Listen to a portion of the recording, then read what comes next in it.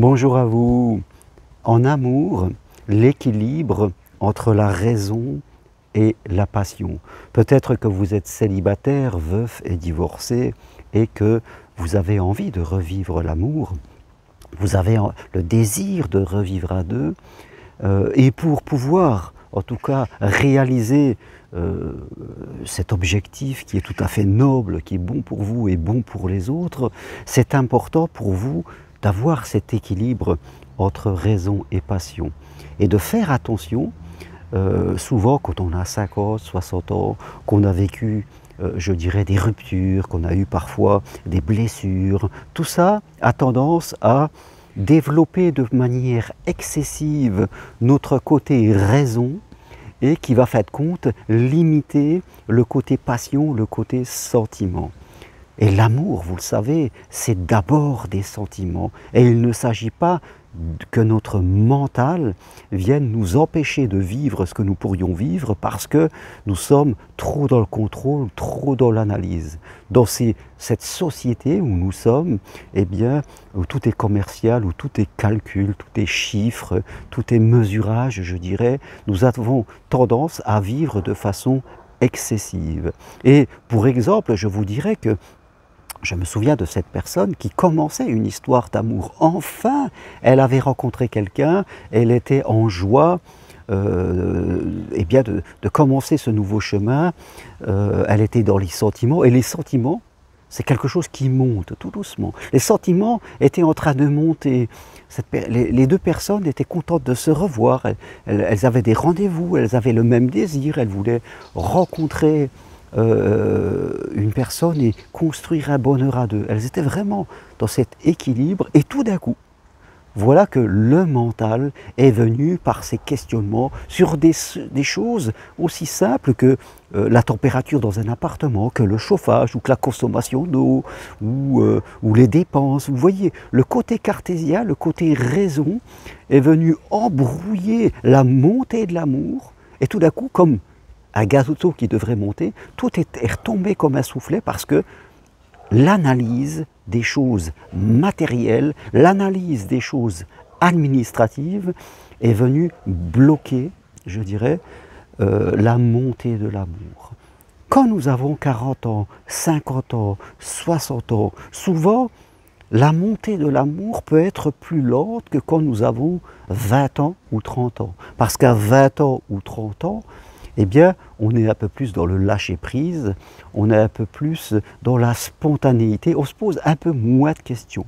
Mais quand on a 40, 50, 60 voire plus, on a un passé. Dans ce passé, comme je le disais, il y a des souffrances, et là on commence à se poser des questions. Notre mental devient beaucoup plus fort, notre côté contrôlant devient plus présent et peut brouiller, empêcher la montée de l'amour, de ce que nous attendons. Et c'est ça qu'il faut faire attention, je dirais quelque part, retrouver l'équilibre pour pouvoir laisser l'amour monter et laisser le côté administratif venir au bon moment.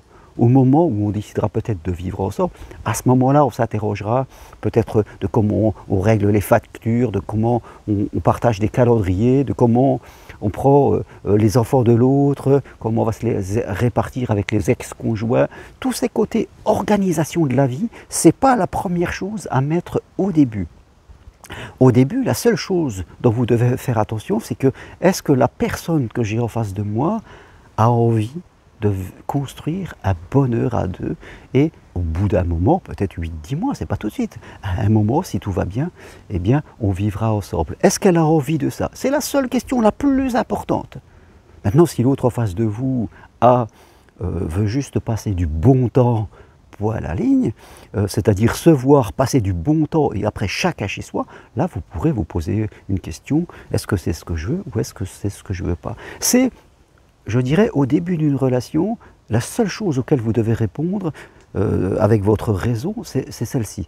Est-ce qu'on est sur la même longueur d'onde? Est-ce qu'on cherche la même chose? Une fois que c'est à peu près clair, eh bien, là, vous allez laisser le sentiment et laisser de côté tous les côtés administratifs.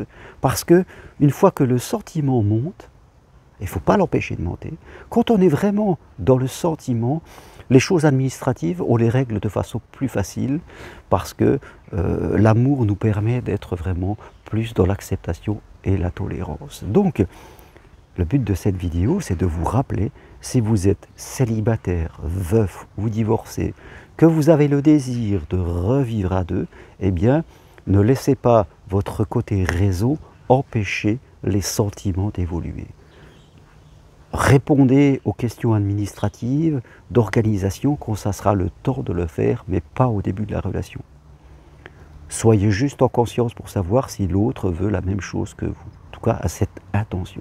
Et si c'est le cas, eh bien, laissez de côté tout la comptabilité, vous y reviendrez plus tard, quand ça sera le bon moment. Et pour l'instant, vivez la relation, vivez, je dirais, le romantisme, vivez la séduction.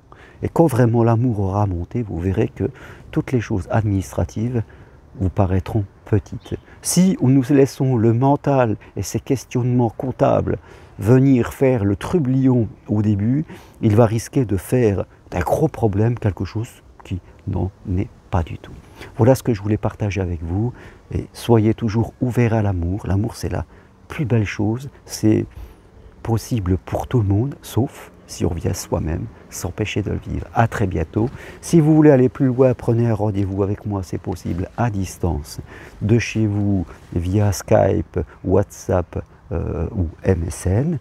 Et si vous le souhaitez, il reste 2 places pour venir marcher lors de la dernière marche du chemin de Compostelle du 28 octobre au 1er octobre, 4 jours au départ du Puy-en-Velay, 4 jours accessibles à tout le monde, où nous parlerons bien sûr d'amour, de relation à soi, de relation à l'autre. Toutes les infos sur mon site germaroncarouille.com ou sur mon autre site parenthèse-compostelle.com.